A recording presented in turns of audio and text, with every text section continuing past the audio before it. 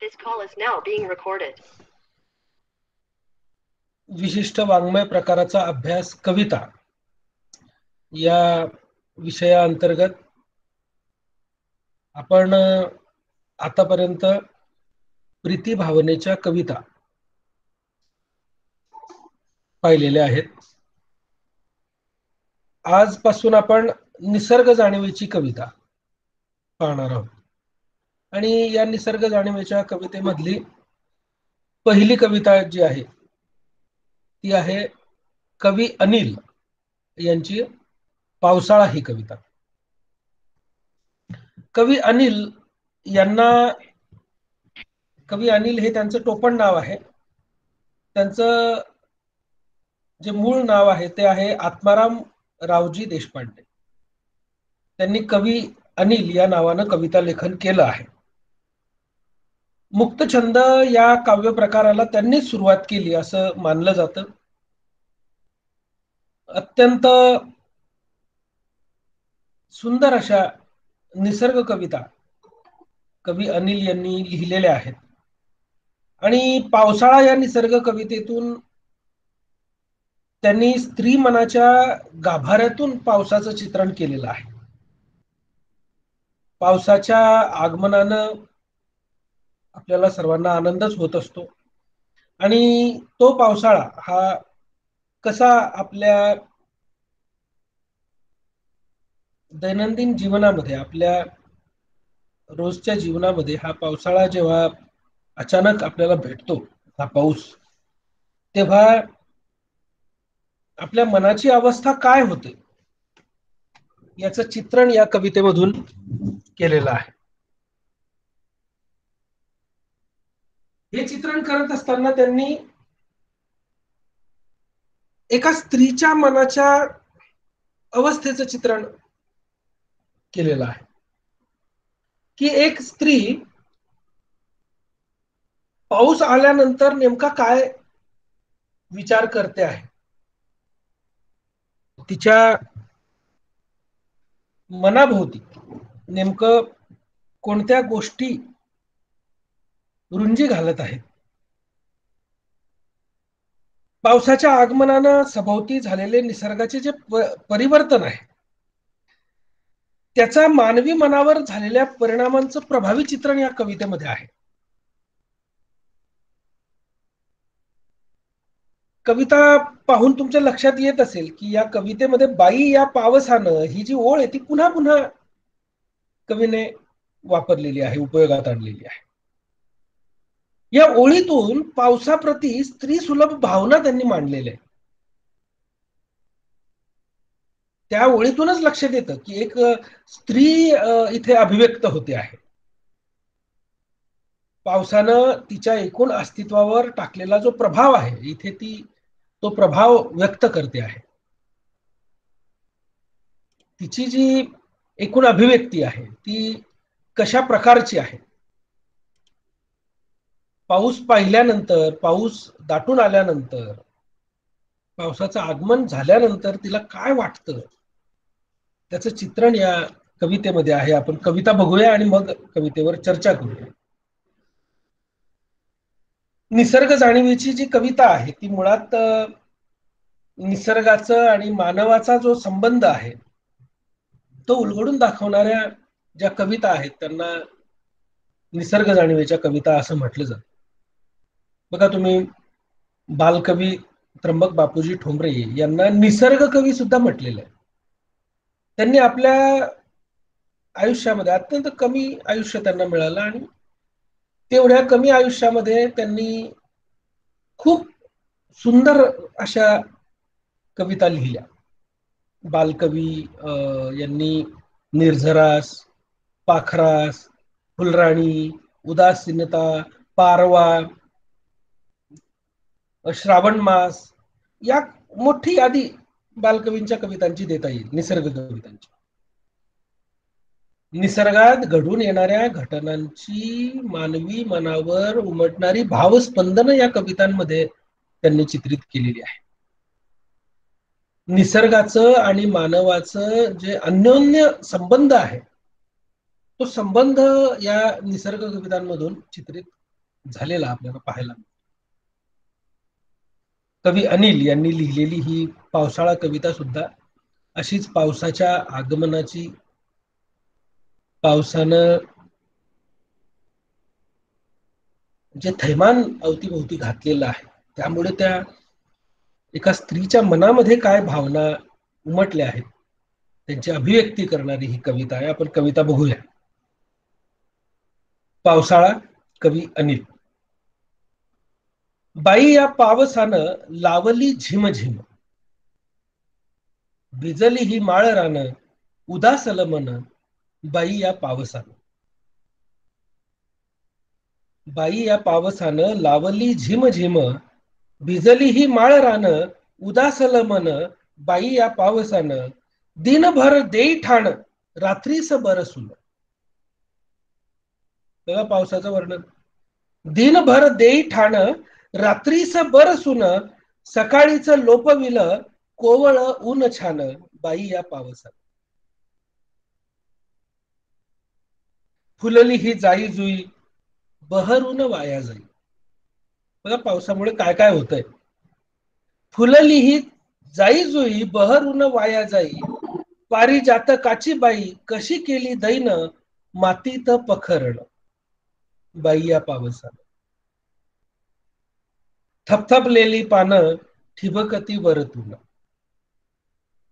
थपथपलेली पानं ठिबकती वरतून, पाखरांचे भिजवून टाकीले पंख छान, बाई या पावसानं. बाई या पावसानं लावली झिमझिम. नदी नाले एक झाले, पूर भरून या आले, जीवलग कोठे बाई पडे अडकून, नच पडे चैन, बाई या पावसानं लावली झिमझिम. नदी नाले एक झाले, पूर भरून या आले, जीवलग कोठे बाई पडे अडकून, नच पडे चैन, बाई या पावसानं लावली झिमझिम. बघा कवी अनिल यांनी लिहिलेली ही एक नितांत सुंदर कविता, पावसाचं वर्णन करणारी ही कविता आहे.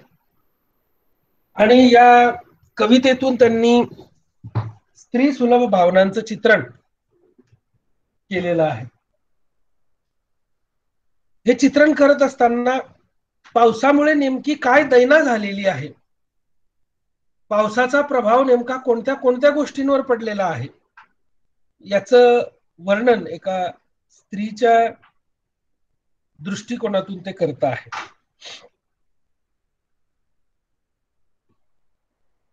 पावसाच्या आगमनानं सभोवती झालेले निसर्गाचे परिवर्तन आणि ती जी स्त्री आहे जी या पावसाचं वर्णन करते आहे, त्या स्त्रीच्या मनावर त्याचा झालेला जो परिणाम आहे त्याचं चित्रण या कवितेमध्ये आहे. बघा पावसाच्या आगमनानं काय झालेलं आहे. पावसाचं आगमन झाल्यावर तो रिमझिम बरसतोय, भोवतालची सारी माळ रानं भिजलेली आहे आणि ही भिजलेली माळ रानं पाहून त्या बाईचं मन जे आहे ते उदासलेलं आहे. ते मन का उदासलेलं आहे याचा उलगडा आपल्याला शेवटच्या कडव्यामध्ये होतो. तिचं जीवलग कुठेतरी अडकून पडलेलं आहे आणि म्हणून तिचं मन उदासलेलं आहे. आणि म्हणून ती म्हणते की काय या पावसानं झिमझिम लावलेली आहे, सगळी माळ रानं भिजलेली आहे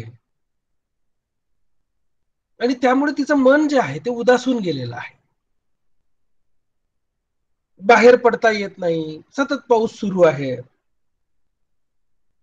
त्यामुळे कुठेतरी तिच्या मनामध्ये उदासीनतेची छाया पसरलेली आहे.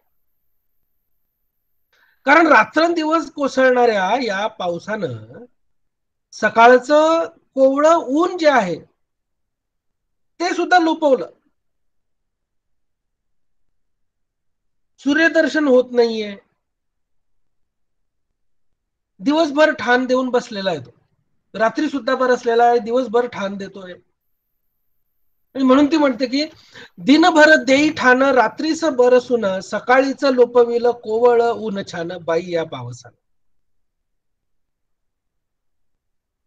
सकाळच्या कोवळ्या उन्हामधलं जो आनंद आहे तो तिला घेता आलेला नाहीये. दिवसभर ती घरामध्ये अडकून पडलेली आहे, बाहेर जाता आलेलं नाहीये. आणि त्यामुळे दिवसभर ठाण मांडून बसलेला हा जो पाऊस आहे तो तिच्या मनावर उदासीनतेची छाया पसरवतो आहे. सूर्यदर्शन होत नाहीये. पुढे ती म्हणते की फुलली ही जाई जुई बहरून वाया जाई, पारिजातकाची बाई कशी केली दैन मातीत पखरण. बघा तुम्ही जाई जुईचे पारिजातकाचे झाडं जर पाहिले, जाई जुईचा वेल जर तुम्ही पाहिला, तर ती जी फुलं आहेत ती रात्री उमलतात आणि ती अत्यंत नाजूक फुलं असतात पारिजातकाचे, जाई जुईचे. पारिजातकाचा तर सकाळी तुम्ही पाहिलं तर दाराशी सडाच पडलेला असतो फुलांचा. आणि ते फुलं इतके नाजूक असतात की पावसाचा एक छोटासा थेंब सुद्धा त्या फुलाचं सौंदर्य बिघडवून टाकतो, इतके ते फुलं नाजूक असतात.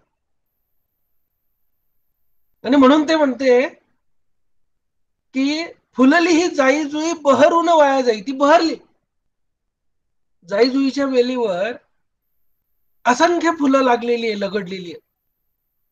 आणि पावसाच्या माऱ्याने ती सगळी बहरून आलेली जी फुलं आहेत ती पावसाच्या थेंबांच्या माऱ्याने खाली पडली, जमिनीवर पडली. पारिजातकाचं सुद्धा तेच परिस्थिती झालेली आहे. त्या पारिजातकाची फुलांचा जो सडा जमिनीवर पडलेला होता त्याची दैनावस्था झालेली आहे. मातीत पखरण करून टाकली त्या पारिजातकाची या पावसानं. आणि म्हणून ती उदास झालेली आहे. म्हणून ती म्हणते की फुलली ही जाई जुई बहरून वाया जाई, पारिजातकाची बाई कशी केली दैन मातीत पखरण बाई या पावसात.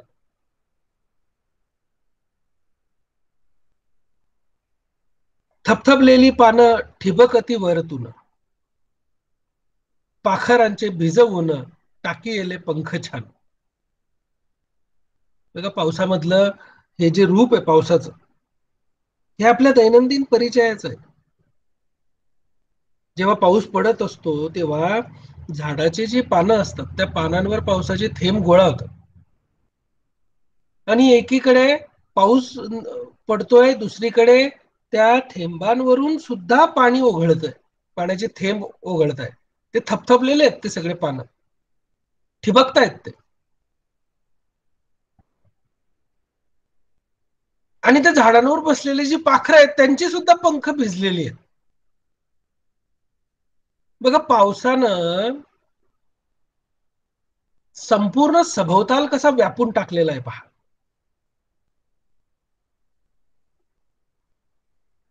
झाडं, पशु पक्षी, वेली, फुलं, इतकंच नव्हे तर या सृष्टीचा जो निर्माता आहे सूर्य, तो सुद्धा झाकळून गेलेला आहे या पावसामुळे. आणि या सगळ्या भोवतालातल्या या चित्रामुळे ती उदास होते आहे.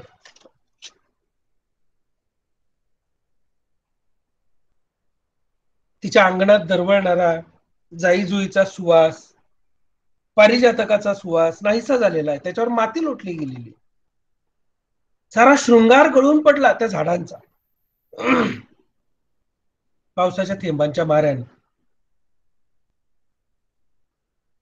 आणि म्हणून ती उदास झालेली. सगळीकडे पाऊसच पाऊस असल्यामुळे ती पानं सुद्धा थपथपलेली आहेत पावसाच्या थेंबांनी. त्यामुळे झाडावर विसाव्यासाठी परतलेले जे पक्षी आहेत त्यांचे पंख भिजलेले आहेत. अवघा निसर्ग, अवघ भवताल पाऊसमय झालेला आहे. सगळीकडे पाणीच पाणी झालेलं आहे. आणि अशा वेळी सगळीकडे पाणीच पाणी झाल्यानंतर कुणीतरी आपला जीवलग कुठंतरी अडकून पडण्याची शक्यता नाकारता येत नाही. नदी नाले अशा पावसामध्ये दुथडी भरून वाहतात आणि मग आपल्या कुटुंबातला एखादा सदस्य तो घराबाहेर पडलेला असतो, कुणाचा तरी जीवलग घराबाहेर पडलेला असतो, तो तिथे अडकून पडतो. पावसामुळे त्याला घरी परतता येत नाही. जोपर्यंत पाऊस पडत राहील तोपर्यंत त्याला येता येणार नाही. मग तो जिथे अडकलाय तो कसा असेल, कुठे असेल, कोणत्या अवस्थेत असेल, सुखरूप असेल की नाही, अशा नको नको त्या प्रश्नांनी मन भरून गेलेलं आहे. आणि म्हणून ती म्हणते की नदी नाले एक झाले, पूर भरून या आले, जीवलग कोठे बाई, पडे अडकून नच पडे चैन. चैन पडत नाही मनाला, इतकं थैमान या पावसानं घातलेलं आहे.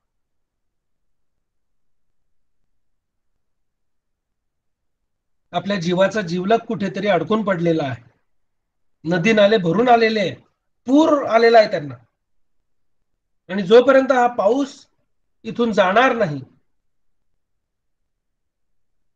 जोपर्यंत पाऊस थांबणार नाही, तोपर्यंत या जीवलगाला घरी येता येणार नाही. तो जिथे आहे तिथेच त्याला थांबावं लागेल. मग तो कसा आहे, सुखरूप आहे की नाही, त्याची अवस्था काय आहे, असे अनेक प्रश्न मनात उभे राहतात.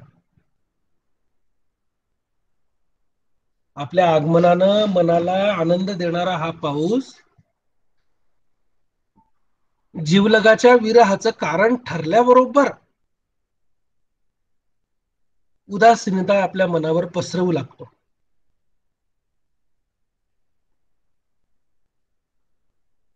आणि म्हणून आपल्याला एखादी गोष्ट मिळत नसली तर आपण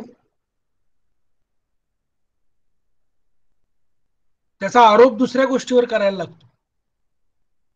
तो जीवलग घरी येत नाहीये आणि म्हणून ह्या पावसाने जी काय माळरानं भिजवली, पक्ष्यांचे पंख भिजवले, दिवसभर तो कोसळतोय, अशा तक्रारी ती करू लागते. पहा, तसं पाहिलं तर पावसाचं आगमन हे नेहमी आनंदाचं आगमन असतं. पाऊस आल्यानंतर आपल्याला सर्वांना आनंदच होतो. परंतु आपला जीवलगच आपल्या घरी नाहीये, आपल्या सोबत नाहीये, आणि या पावसामुळेच जर तो कुठेतरी अडकून पडला असेल तर तो पाऊस आनंददायी वाटेल का? नाही वाटणार. आणि म्हणून निर्मळ असा आनंद देणारा हा पाऊस जीवलगाशिवाय निरर्थक आहे. तो जीवलगच जर आपल्या सोबतीला नसेल या पावसाचा आनंद घ्यायला, तर तो पाऊस आनंदच देणार नाही. आणि म्हणून या पावसानं आता कुठंतरी थांबावं, म्हणजे माझ्या जीवलगाला घरी येता येईल असं तिला वाटतं. तिच्या मनाला चैन पडत नाहीये, असंख्य प्रश्नांचा भडीमार तिच्या मनावर होतो आहे. आणि कुठंतरी मग या पावसानं त्याची ही जी झिमझिम लावलेली आहे त्याने, त्या झिमझिमीबाबत तिचा तक्रारीचा सूर इथे कवी या कवितेमध्ये व्यक्त करतो आहे. कवी अनिल यांनी लिहिलेली ही जी कविता आहे ती अत्यंत लयबद्धपणे पावसासंबंधीच्या तरल भावना व्यक्त करणारी कविता आहे. अत्यंत लयबद्धपणे पाऊस आणि स्त्री सुलभ भावना यांचा सुंदर मेळ कवी अनिल यांनी या कवितेतून अत्यंत परिणामकारकपणे साधलाय.